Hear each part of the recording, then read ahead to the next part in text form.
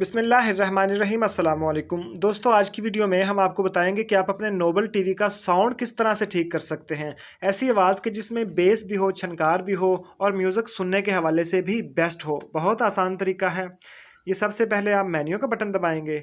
Menu का button दबाने के बाद ये आवाज़ ज़्यादा करने वाले बटन से हम दूसरी ऑप्शन पे आ जाएंगे जहाँ पे छोटा सा स्पीकर बना हुआ है। उसके बाद ये चैनल बैक करने वाले बटन से हम नीचे आएंगे यहाँ इक्वलाइज़र पे, और फिर इस आवाज़ ज़्यादा करने वाले बटन से हम इसको पॉप पे कर देंगे। 2-3 दफ़ा दबाएंगे तो ये पॉप पे आ जाएगा। उसके बाद ये चैनल बैक करने वाले बटन से मज़ीद नीचे आएंगे तो ये इफ़ेक्ट आ गए, साउंड इफ़ेक्ट्स। ये आवाज़ ज़्यादा करने वाले बटन से हम यहाँ पे कोई भी ऑप्शन रख सकते हैं, लेकिन आप ये वाली ऑप्शन रखें, ये ज़्यादा बेस्ट है, SURR।